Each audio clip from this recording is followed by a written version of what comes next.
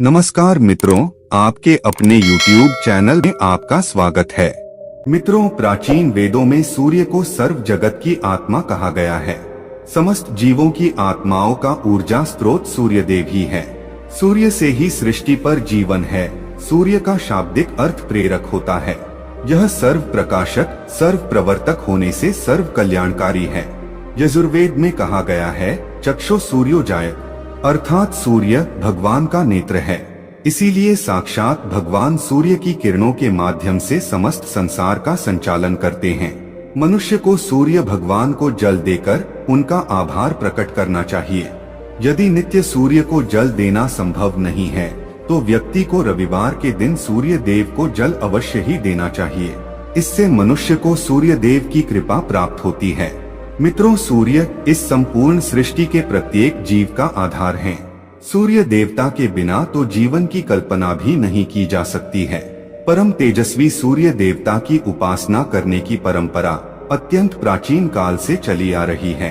सूर्य देवता की पूजा के साथ ही उन्हें अर्घ्य देने का भी प्रचलन है। सूर्य देवता को अर्घ्य देने से मनुष्य के जीवन में कई सकारात्मक और चमत्कारी बदलाव होते हैं। भगवान श्री राम से लेकर भगवान श्री कृष्ण भी सूर्य देव को अर्घ्य दिया करते थे। भगवान श्री कृष्ण ने सूर्य देव की महत्ता का वर्णन कई बार किया है। रोज सूर्य देव को जल चढ़ाना एक ऐसा नियम है जो आपकी जिंदगी में बहुत बड़ा बदलाव ला सकता है। सूर्य की शक्ति इतनी अलौकिक है कि इसके बिना ये पूरी धरती तहस नहस हो सकती है। सूर्य देव प्रकाश, सकारात्मकता, इंद्रिय संयम, ऊर्जा आदि के देवता है। अगर आप जीवन में निराश और हताश महसूस कर रहे हैं, आपका मन आपके वश में नहीं है, आपका स्वभाव अत्यंत क्रोधी है, आप अपने काम भाव पर नियंत्रण नहीं कर पा रहे हैं, शरीर में बेचैनी महसूस होती है और आपका मन नकारात्मक विचारों से भरा हुआ है, तो आप सूर्य देव की उपासना अवश्य करें।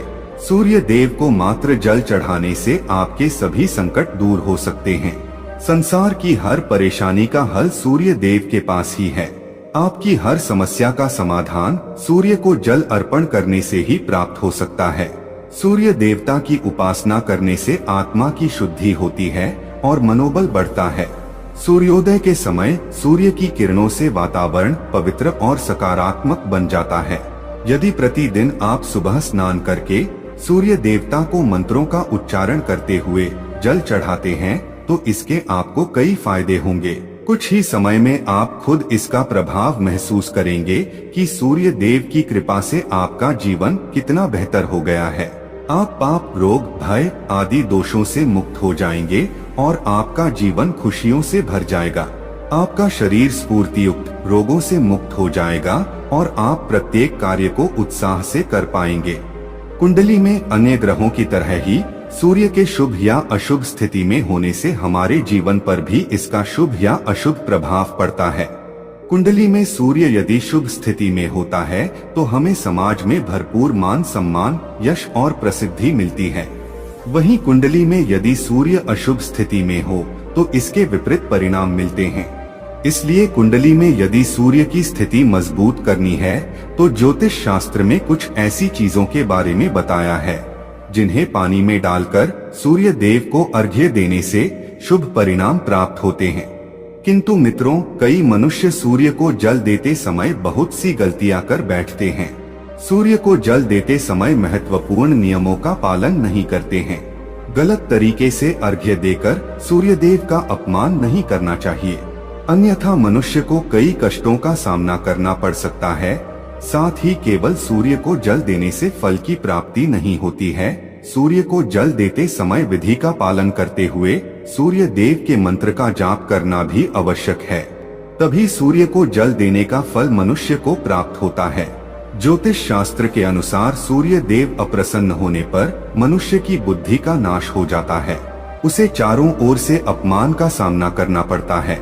ऐसे व्यक्ति की आंखों की रोशनी चली जाती है और उसे गंदा भोजन प्राप्त होता है। फल स्वरूप व्यक्ति की विद्या कम हो जाती है।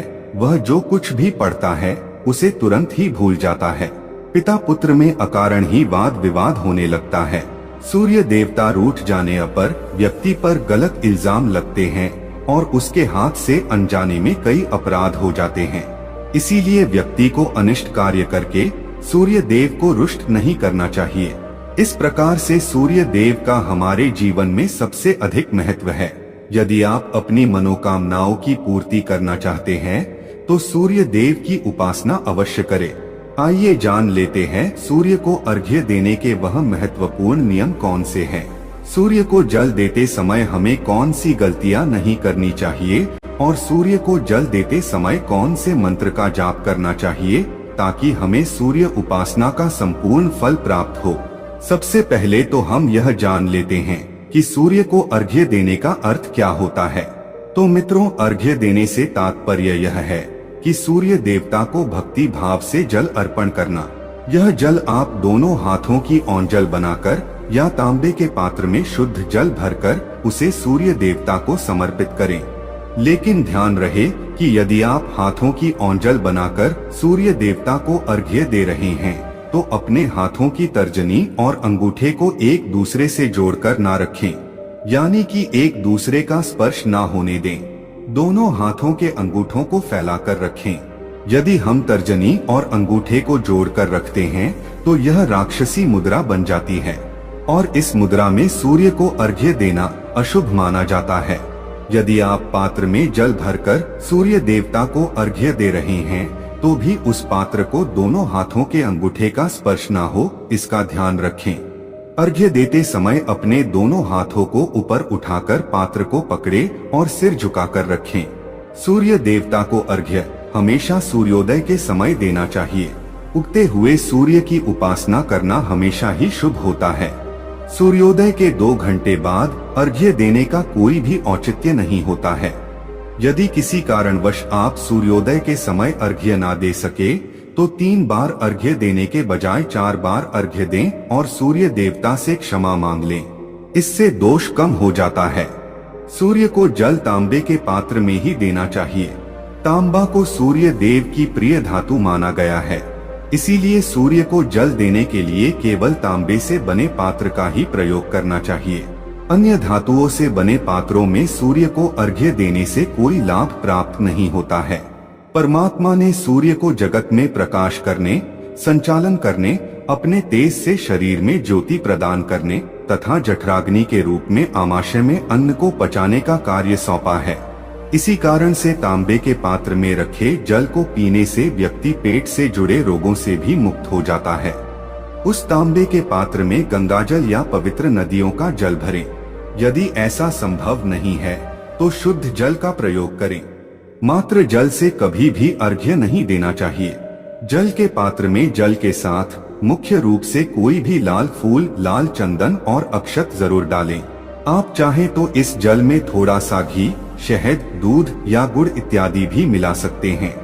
सूर्य देव को अर्घ्य देने का सही समय तब होता है जब सूर्य लालिमा लिए हो, अर्थात जब प्रातः काल में सूर्य लाल रंग का दिखाई दे तो उस समय अर्घ्य देना सर्वश्रेष्ठ फल देता है।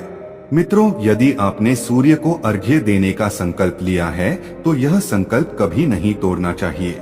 जितने दिनों का भी आपने संकल्प लिया हो उतने दिन सूर्य को अर्घ्य अवश्य देना चाहिए। यदि आप संकल्प को पूरा नहीं कर सकते तो ऐसा संकल्प नहीं करना चाहिए, इससे सूर्यदेव रुष्ट हो जाते हैं। दोस्तों, भगवान श्री कृष्ण ने सूर्य देव को जल देने का मंत्र बताया है जिसका उच्चारण अवश्य ही करना चाहिए। वह मंत्र इस प्रकार है: ओम खगोलकाय नमः।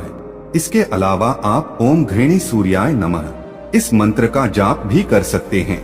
इस मंत्र का उच्चारण करके सूर्य को जल देने से दरिद्रता का अंत होता है और व्यक्ति को सुख समृद्धि की प्राप्ति होती है।